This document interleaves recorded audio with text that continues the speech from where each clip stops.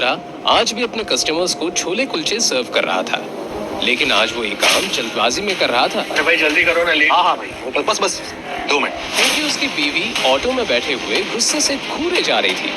शिवम का इंतजार करते करते दृष्टि की सब्र का बांध टूट गया था और वो उसके पास जाने के लिए ऑटो से निकली, लेकिन फिर वहीं रुक गई। एक छोले कुलचे बेचने वाले की वाइफ कहलाने में उसे शर्मिंदगी महसूस होती थी, इसलिए उसने शिवम को दूर से ही फोन पर कहा, हाँ बोलो। क्या कर रहे हो? इतना टाइम कौन लगाता है, जल्दी करो। तो बस वो मैं सोनू का इंतजार कर रहा हूँ ना, वो बस हाँ दुकान संभालने के लिए, वो आता ही होगा। आगे आगे आगे जल्दी आ। दृष्टि परेशान तो थी, लेकिन वो इस बात से अनजान थी कि उसकी परेशानी और बढ़ने वाली थी। कार से सूट पहने एक रिच हैंडसम लड़का बाहर निकला, जिसे देखकर दृष्टि चौंक गई। दृष्टि, तुम यहाँ? तुम यहाँ क्या कर रहे हो? चले। ओ, तो ये है तुम्हारा सड़क पर ठेला लगाकर छोले कुलचे बेचने वाला पति। मुझे ना तुम पर बहुत दया आ रही। कहाँ तुम अरबपतियों के खानदान नारंग्स की बेटी थी। जब तुम सड़क पे निकलती थी तो लोग तुम्हारे लिए रोड साफ किया करते थे, और आज देखो तुम्हें सड़क छाप ठेले वाले का हाथ पकड़ के चल रही।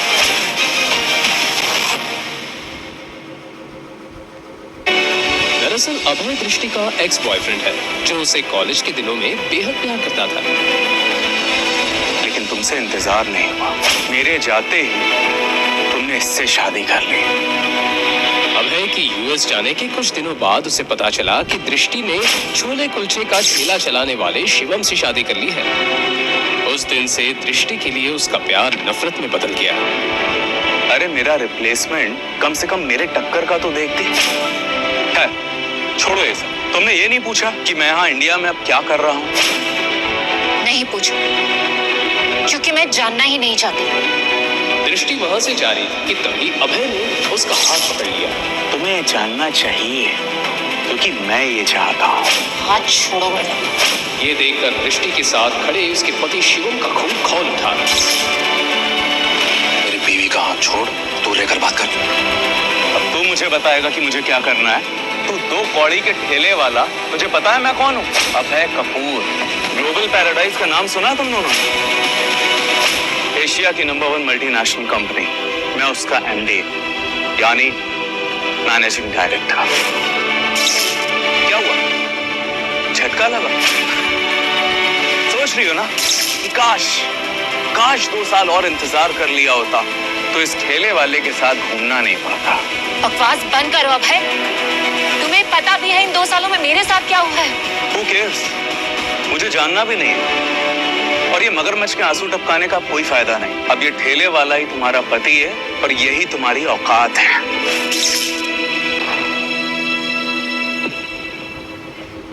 असली हैसियत क्या है? तुम्हारे पति जैसे लोगों को ना मैं चपरासी की नौकरी पे भी नहीं रखता। अभय की ये बात सुन शिवम का सर शर्मिंदगी से झुक गया, मगर उसने इस वक्त अपने आप को शांत रखना ही मुनासिब समझा, क्योंकि वो नहीं चाहता था कि उसकी वजह से दृष्टि की और ज्यादा इंसल्ट हो। तभी दृष्टि ने अभय से कहा, अपनी हैसियत का रुआब कहीं और दिखाना अभय। अब मेरा रास्ता छोड़ो और सामने से अपनी गाड़ी हटाओ। क्या दिन आ गए दृष्टि। एक टाइम था जब तुम रोज अपने दोस्तों को लग्जरी कार में घुमाया करती, और आज देखो इस सड़क छाप ठेले वाले से शादी कर तुम खुद इस ऑटो रिक्शे के धक्के खा रही। दृष्टि, तुम्हें मुझे नहीं छोड़ना चाहिए था। जी भरकर दृष्टि को जमीन करने के बाद अभय वहां से चला तो गया, लेकिन उसने दृष्टि के दिल को चोटिल कर दिया था। दृष्टि को इमोशनल देखकर शिवम उसे संभालना चाहता था, लेकिन दृष्टि थी जो उसे करीब भी आने नहीं देती थी। पर आज शिवम के मन को एक बात खाए जा रही थी। दृष्टि,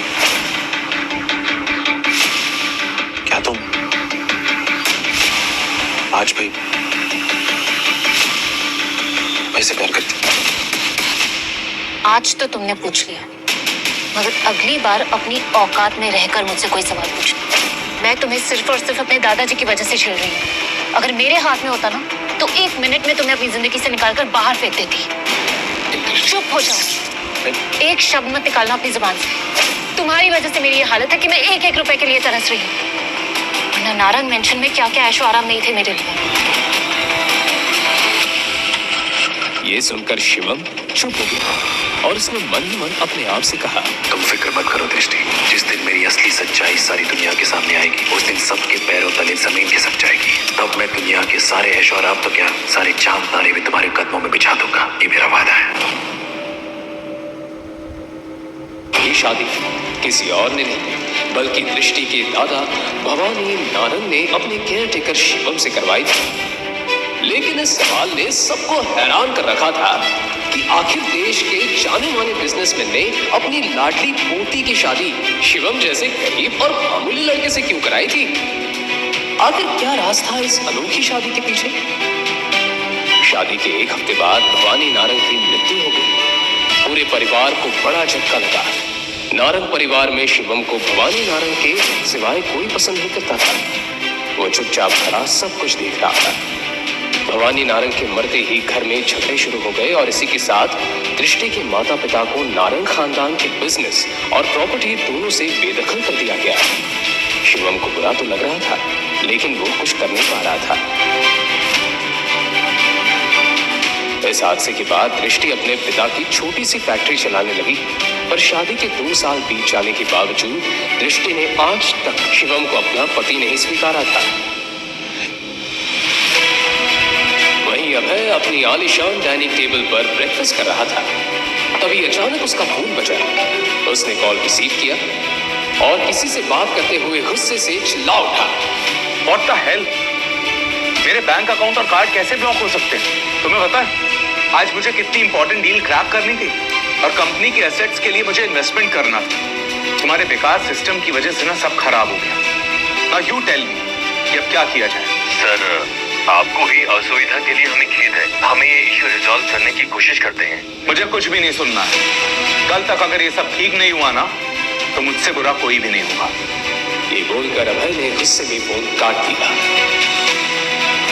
यस यस मिस्टर फरीद, मैं बस पहुंच ही गई हूँ। हाँ लिफ्ट के बाहर ही हूँ। यस यस हाँ I will see you. God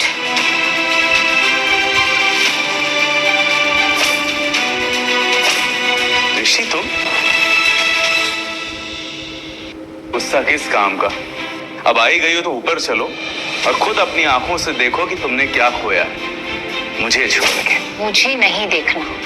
अरे चलो दृष्टि, मैं तुम्हें अपना आलीशान फ्लैट दिखाता हूँ। चलो चलो चलो। अरे नहीं देखना।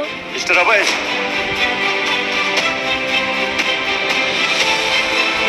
मिस्टर अभय, आपको हाउसिंग कंपनी से नोटिस देना है। नोटिस? यस।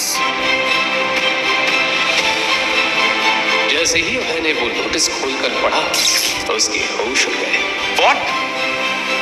आज के आज मुझे फ्लैट खाली करना होगा? नहीं नहीं, ऐसा नहीं हो सकता। जरूर ये कोई फॉल्स नोटिस है। मुझे अभी ऑफिस जाके पता करना होगा। कहीं नजर तो नहीं लग गई तुम्हारे फ्लैट को मेरी? ओ शराब दृष्टि, मेरे लिए तुम्हारी औकात एक चींटी जितनी भी नहीं। कहीं भी मसल के फेंक दूंगा ना, कोई तुम्हें ढूंढ भी नहीं पाया। अब मुझे धमकी बाद में देना मिस्टर अभय।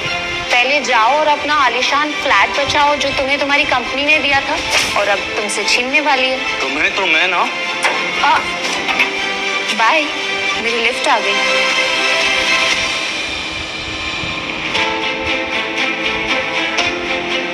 कुछ ही देर बाद जैसे ही अभय अपने ऑफिस पहुंचा, उसने देखा कि उसकी कैबिन में उसकी टेबल के ऊपर एक लेटर पड़ा था। जैसे ही अभय ने वो लेटर पढ़ा, उसके पैरों तले जमीन खिसक गई। ये उसका टर्मिनेशन लेटर था जो डायरेक्ट कंपनी के सीईओ से आया था। Termination letter? वो भी मुझे? वेट, ऐसा नहीं हो सकता। और मैं तो कभी कंपनी के मालिक से मिला भी नहीं, तो मैंने उनके साथ बदतमीजी कब की?